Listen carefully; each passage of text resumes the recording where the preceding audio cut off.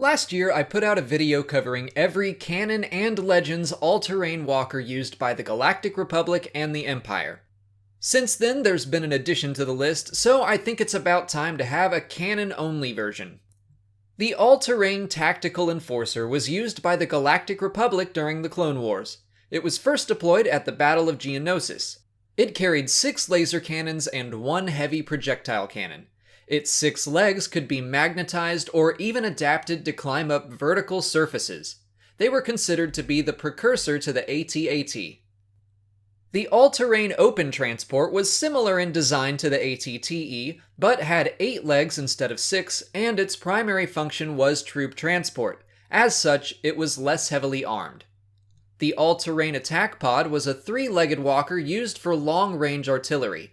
The front leg was meant to help stabilize the primary cannon. The all-terrain recon transport was a small, one-man walker used for reconnaissance. Despite being much smaller, their design inspired the AT-DP and the AT-ST.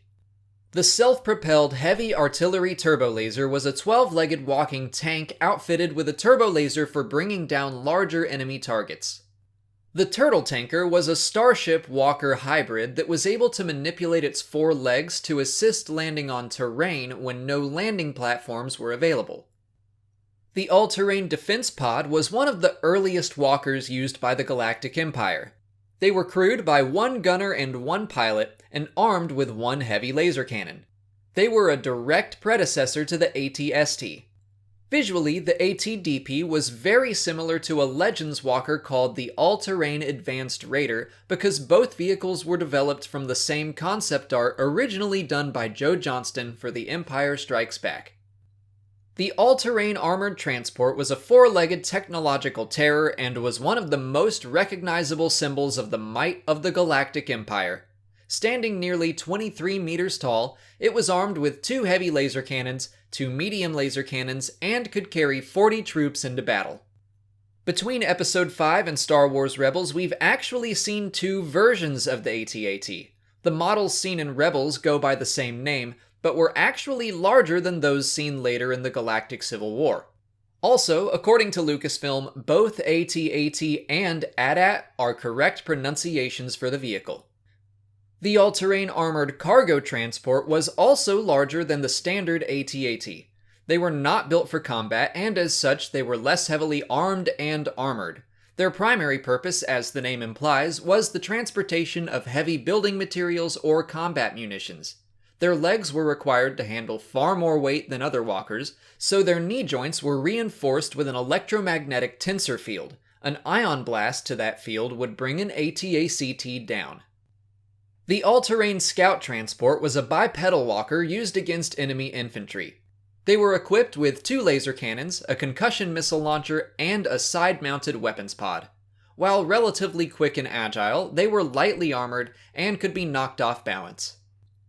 The last few walkers on the list are all technically canon thanks to mobile games like Star Wars Commander. My personal opinion is that they're kind of in a canon gray area right now, at least until they show up in more story-driven content, but they still deserve to be mentioned here. The Elite AT-AT came with heavier, darker armor and was also armed with more powerful laser cannons. The AT-ST Mark III was built with experimental armor that allowed it to be better protected as well as faster and more agile. It was also darker in color and carried 2 heavy laser cannons. The all-terrain personal transport was manned by a single soldier, but carried the firepower of an entire squad. They were meant to neutralize especially intense combat zones. They originally appeared in Star Wars Legends material, but were made canon by Star Wars Commander. The all-terrain missile platform was a 2-legged mobile missile launcher. It was more heavily armed than the AT-ST, but was far less maneuverable. It first appeared in the Legends game The Force Unleashed 2, but was also made canon by Star Wars Commander. The all-terrain missile platform Mark III was a more beefed-up version of the standard AT-MP. Where the AT-MP and the AT-ST Mark IIs are, I have no idea. And finally, I want to mention the First Order walkers seen in The Force Awakens. We never get a good look at them or even have an official name, but they're currently being referred to as Base Defense Walkers. A mobile assault walker was also released as a toy, but has yet to appear in any actual content. And that's going to bring our canon list of walkers to a close.